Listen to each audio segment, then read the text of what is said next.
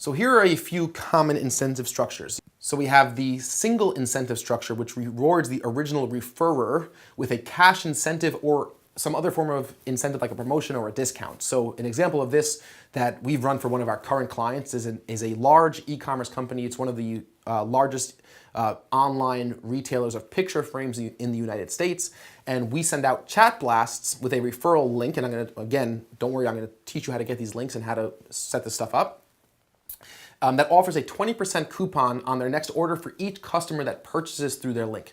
You could also offer a 20% discount, or let's say a little bit of a lesser discount, 10% discount for people who just share the link, right? It's up to you, and you could test different offers out. But that's the single incentive structure.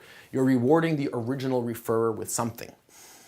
Then you have the double incentive, which still only rewards the original referrer, but it rewards them potentially twice. Once for sharing the link, and again, if that link that is shared generates new customers. So here's an example back to our IV hydration company, and here's a sample test promotional offer where we'll offer $5 cash just for sharing the link. So just share the link, it's one click, you get $5 cash into your PayPal account, and a 35% discount on their next treatment for each new customer generated through their link. So that's a double incentive. One, you get an incentive just for sharing, and you can get additional cash reward. And studies have shown that monetary incentives are much more appealing and effective than non-monetary incentives. Well, I think that's pretty obvious, but just keep that in mind as you go ahead and build out your incentive structures. Then you have the dual incentive, where you're offering both the referrer and the new customer an incentive. And again, these are straightforward concepts that we've sort of touched upon, but it's worth covering them because these are the most common structures that are used successfully. So just an example, a medical equipment client of ours that sells portable oxygen concentrators to athletes and to elderly people struggling with different types of illnesses.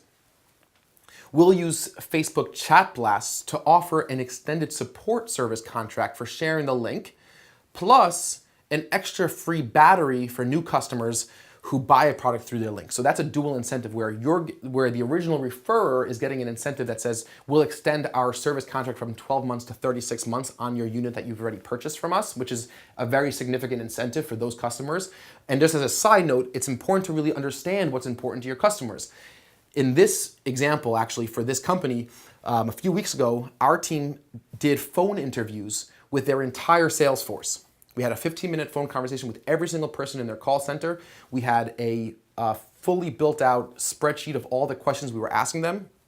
We compiled that data, we crunched that data, and it's incredible how much we learned about their business. Even more so than talking to the client, the owner of the company, for hours and hours. We got more insight into what customers actually were looking for and what they actually cared about by being on the phone with the people in the trenches, the people in the call center. And that's what's helped us to develop better incentive structures that work better because we're able to just talk to the desires and the needs of the customers in a much more accurate way. And back to the main programming, we would also offer an extra free battery, which is, let's say, a $300 value to customers who buy through that link. So you're rewarding both people at the same time. And just to end off this lecture, I want to read this interesting blurb from Get Ambassador, which says, in a 2016 Nielsen-Harris poll conducted on behalf of ambassadors, 67% of Americans said they're at least a little more likely to purchase a product after a friend or family member shared it via social media, email, or text message. Further, across a variety of industries, 92% of 18 to 34-year-olds say they seek recommendations from friends and family when considering a product purchase. 92% seek recommendations. That should show you the potential power and the importance of running these sorts of referral programs effectively, and there's no better place to do that through Facebook chatbots. So Get Ambassador, www.getambassador.com, is software that you have to pay for. I am not affiliated with Get Ambassador at all. They don't know that I'm promoting their brand in this course. I'm a customer of theirs. Our agency uses their software. They are fantastic. It allows you to set up these sophisticated referral programs and use them in conjunction with Facebook Messenger bots. So for example, you could send secret and unique links through Facebook Chatbot that if any given user clicks on it, it tracks exactly what happens. So you could wire money from Get Ambassador, from your PayPal account right into their PayPal account if they share a link. You could send money if anybody from their link ends up purchasing on your website. You could send all different types of referral structures, and that's the software that allows all this to happen. If you don't want to use something like Get Ambassador, there's other sites like Referral Candy and many other less sophisticated softwares out there and more sophisticated softwares out there.